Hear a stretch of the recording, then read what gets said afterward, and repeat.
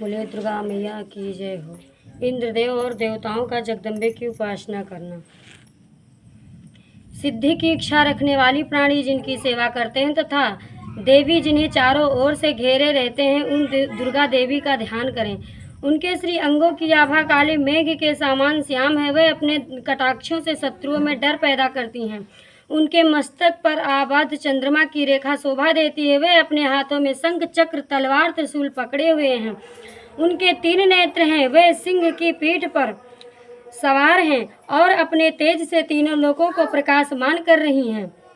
ऋषि जी बोले, अत्यंत पराक्रमी दुरात्मा महिषासुर तथा उसकी दैत्य सेना जब देवी के हाथों मारी गई तो इंद्रदेव और दूसरे सारे देवगण उस महाशक्ति भगवती को प्रणाम करने के लिए आए और अपने सिर देवी के दरबार में झुका दोनों हाथ जोड़कर कहने लगे, संपूर्ण देवताओं की शक्ति का समुदाय ही जिनका स्वरूप है तथा जिस देवी ने अपनी शक्ति से सारे जगत को व्याप्त कर रखा है, सारे देवताओं की पूज्य, सारे संसार की धात्री, हम सब तुम्हें प्रणाम करते हैं। आप ही सारे जगत की उत्पत्ति का कारण है। यह सारा संसार आपका ही तो स्वरूप है। देवी संपूर्ण यज्ञों में जिनके उच्चारण से सब देवता तृप्त लाभ करते हैं, वह स्वाहा आप ही हैं। आप ही मोक्ष का साधन है। अचिंत्य महाव्रत स्वरूपा आप शब्द स्वरूपा, अत्यंत निर्मल ऋग्वेद, यजुर्वेद तथा उद्रीय के मनोहर पदों के पाठ से युक्त सामवेद का आधार आप ही हैं। आप देवी त्रयी, तीनों वेद और भगवती 6 ऐश्वर्यों से युक्त हैं। इस संसार की उत्पत्ति एवं पालन करने के लिए आप ही खेती एवं अन्न पैदा करके उनका जीवन चलाती हैं। आप ही दुखों को दूर करती हैं। आप ही संकट हरणी हैं। आप ही दुखों को दूर करती हैं। आप ही जीवन हो, आप ही मृत्यु हो, आप ही सुख देती हो और आप ही पापियों को दुख देती हो। हे भगवती, ये भगवती की ही कृपा से प्राणी जीवन और मृत्यु के बंधन से मुक्त होता है। हे भगवती जगदम्बे माँ दुर्गे, आप हम सब पर खुश हो। आपके प्रसन्न होने से ही इस जगत को शांति मिलती है। जब जब संसार में अंधेरे बढ़े हैं, आप ही की कृपा से प्रकाश हुआ है। माँ दुर्गे, आप स्मरण करने पर सब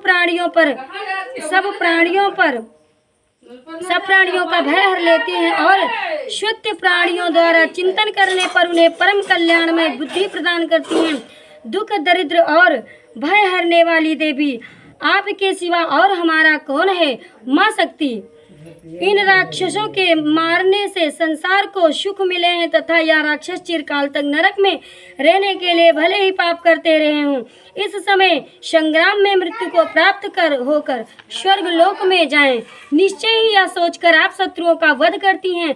आप शत्रुओं पर शस्त्रों का प्रहार क्यों करती हैं? समस्त अस्त्रों को दृष्टिपात मात्र से ही भस्म क्यों नहीं कर देती? इसमें एक रहस्य है। देवी, आपका शील दुराचारियों के बुरे बर्ताव को दूर करने वाला है।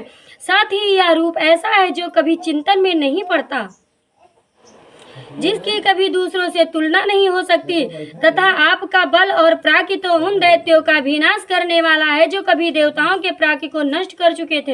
इस प्रकार आपने अपनी दया ही प्रकट की है।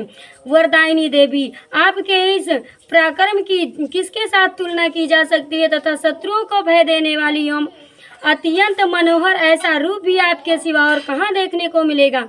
दुर्गे, आपने शत्रुओं को नाश करके तीनों लोकों के धर्मी लोगों की रक्षा की है। उन शत्रुओं को युद्ध भूमि में मारकर स्वर्ग लोक में पहुंचाया है तथा उनका भय अपने भक्तों से सदा सदा के लिए समाप्त कर दिया है। आपको हम सब प्रणाम करते हैं।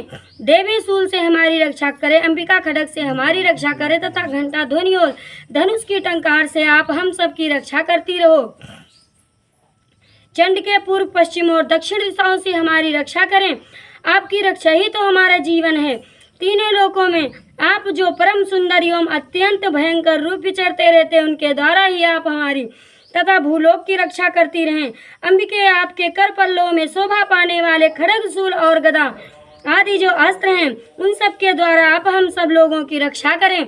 देवी माँ, हम सब आपको नमस्कार करते हैं। ऋषि जी कहते हैं, इस प्रकार देवताओं ने माँ दुर्गा की स्तुति की और नंदनवन के दिव्य पुष्पों यम, गंध, चंदन आदि के द्वारा उनका पूजन किया और सबने मिलकर भक्ति पूर्वक दिव्य धूपों की सुगंध निवेदन की। तब देवी ने खुश होकर सारे देवताओं को दर्शन देते हुए कहा, हे देवताओं, तुम सब लोग मुझसे जिस चीज की अभिलाषा रखते हो वही मांगो।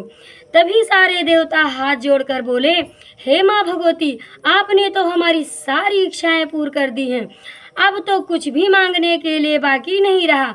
माँ, यदि इस पर भी आप हमें कुछ देना चाहती हो तो हम जब जब आपको याद करें तब तब आप हमारे संकट दूर कर दिया करें, तथा प्रसन्न मुखी अंबिके, जो प्राणी इस स्त्रोत द्वारा आपकी उपासना करे उसे धन, शांति, सुख, वैभव देकर उनके जीवन की सदा रक्षा करें।